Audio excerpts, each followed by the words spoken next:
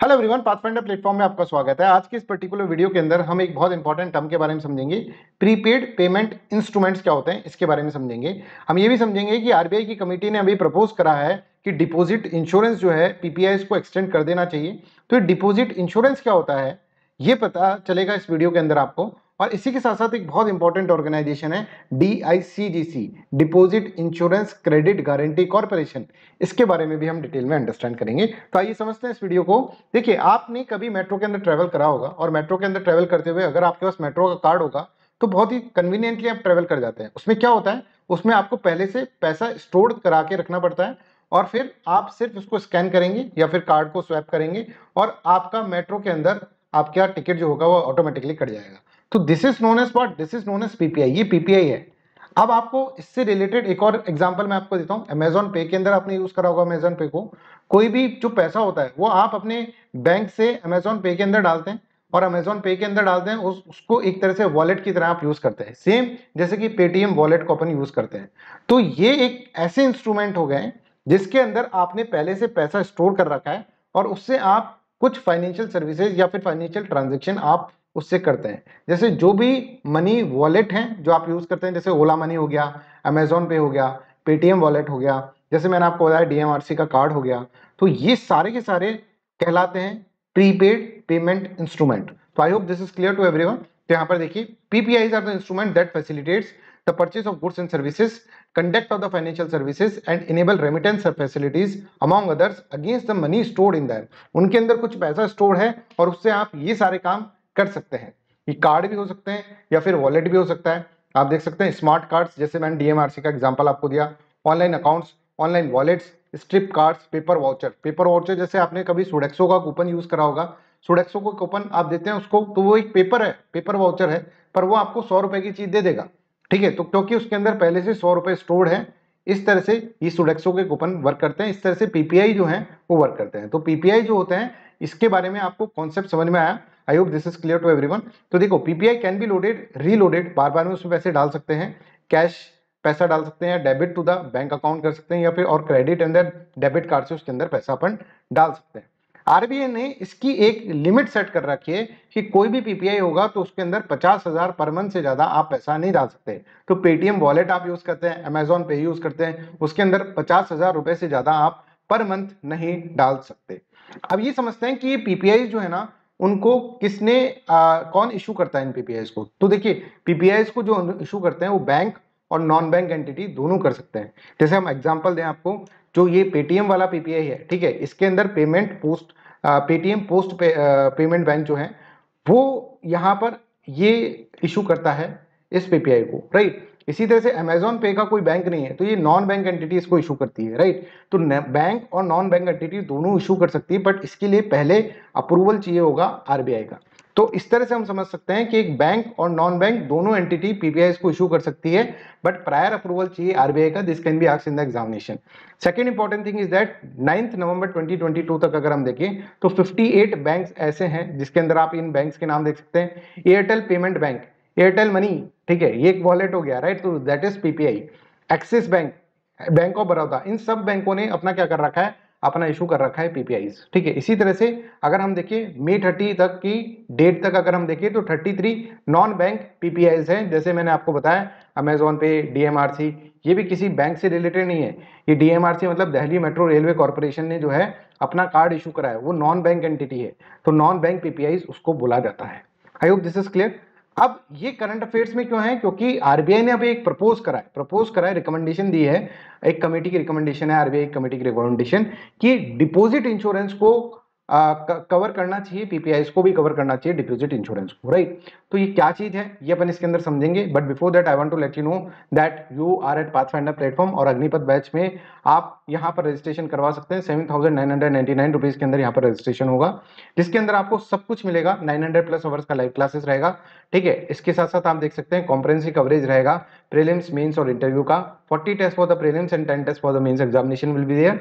Mains mentorship और interview guidance programme भी यहाँ पर आपको मिलेगा। इसी के साथ एक एनसीईआरटी का बैच हमने स्टार्ट करा है, 15 जून से ये बैच स्टार्ट होगा। 4999 रुपीज के अंदर आप यहाँ पर इस बैच को एंजॉय कर सकते हैं। 6 से लेकर 12 तक की एनसीईआरटी यहाँ पर पढ़ाई जाएगी। सीसेट के लिए भी अलग से कोर्स अगर आपको लेना है तो 2499 रुपीज के अंदर आप ले सकते हैं। प्रीलिम्स टेस्ट सीरीज भी आप ज्वाइन कर सकते हैं, मेंस टेस्ट सीरीज भी आप ज्वाइन कर सकते हैं। बहुत ही कम कॉस्ट के ऊपर पाथफाइंडर आपको डिफरेंट इनोवेटिव मैनर के अंदर ये batches as well as test series provide कर रहा है। ये हमारी टीम है, ये आपको डिफरेंट इनोवेटिव मैनर के अंदर टीचिंग प्रोवाइड करेगी। पाथफाइंडर एक हिंदी मीडियम का बैच भी लेकर आया है, पाथफाइंडर बोथ बैच, उसको भी आप ज्वाइन कर सकते हैं। चलिए अब हम थोड़ा सा अंडरस्टैंड करते हैं। जैसे एक बैंक है, बैंक से आपने पैसा डाला, ठीक है, किसके अंदर, आपके वॉलेट के अंदर, और ये वॉलेट के अंदर मनी स्टोर हो गया, ठीक है, और इस वॉलेट को आप यूज कर रहे हैं कहीं भी, ठीक है, जैसे मान लीजिए मूवी देखने गए तो पेटीएम वॉलेट से आपने पैसा भेज दिया, ठीक है, उसके अंदर आपको फिर कार्ड को यूज नहीं करना पड़ा, ये जो मनी स्टोर्ड है पेटीएम वॉलेट के अंदर, इसको ही आपने यूज कर, राइट। अब एक बात मैं आपको बताना चाहता हूं, ये जो मनी है बैंक के अंदर जो मनी है ना, दिस मनी इज इंश्योर्ड। पता है आपको कि आप जो पैसा जमा करा रखे हैं उसका इंश्योरेंस हो रखा है, उसका इंश्योरेंस हो रखा है। अगर बैंक डूब जाता है तो आपको पैसा वापस मिल जाएगा। कितना पैसा मिलेगा, कैसे मिलेगा, ये मैं आपको बताऊंगा। पहले आप ये समझिए कि ये जो पैसा है ये आपके बैंक के अंदर जो आपने स्टोर कर रखा है पैसा, this money is insured one, ठीक है, और इसको इंश्योरेंस प्रोवाइड करती है ये एक organisation, deposit insurance and credit guarantee corporation. बहुत इंपॉर्टेंट ऑर्गेनाइजेशन है, ध्यान से सुनते जाना, सारे चीज बहुत इंपॉर्टेंट है। तो deposit insurance and credit guarantee corporation, इसके अंदर जो भी पैसा आप डिपॉजिट कर रहे हैं उसको क्या कर रही है, एक तरह से इंश्योरेंस प्रोवाइड कर रही है, इंश्योरेंस कंपनी की तरह आप इसको देख सकते हैं। बट यहां पर जो वॉलेट के अंदर आपने पैसा डाला, इस बैंक से ही वॉलेट के अंदर आपने पैसा डाला, तो वो जो पैसा है वॉलेट के अंदर वो इंश्योर्ड नहीं है। क्या आपको ये पता है, इसका इंश्योरेंस नहीं है, इसका insurance deposit insurance and credit guarantee corporation नहीं डाल रहा है। तो डीएमआरसी के अंदर आपने जो पैसा डाल रखा है, मेट्रो कार्ड के अंदर, पेटीएम वॉलेट के अंदर डाल रखा है, अमेजॉन पे के अंदर डाल रखा है, दैट मनी, वो जो पैसा है, that is not what, that is not insured. उसका इंश्योरेंस प्रोवाइड नहीं करती है डीआईसीजीसी। क्या आप ये बात समझ गए, डीआईसीजीसी उसका पैसा इंश्योर नहीं करती है।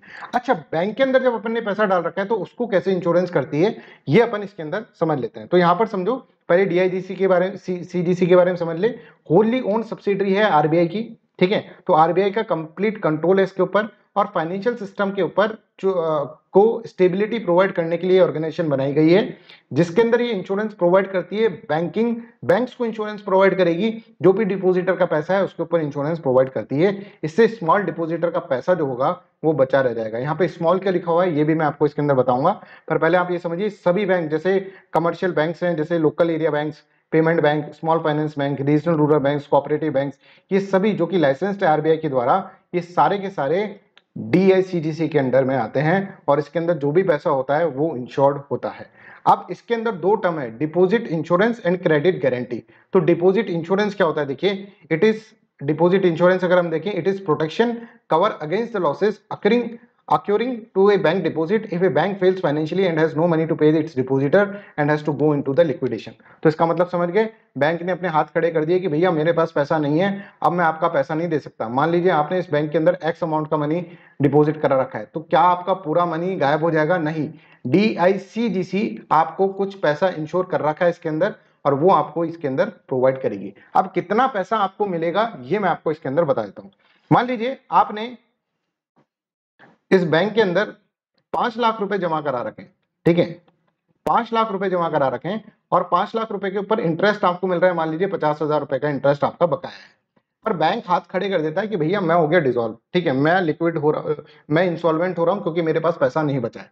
और इस केस के अंदर आपको जो पैसा मिलेगा वो डीआईसीजीसी आपको पैसा देगा, और वो कितना देगा, 5 लाख रुपए तक आपको देगा।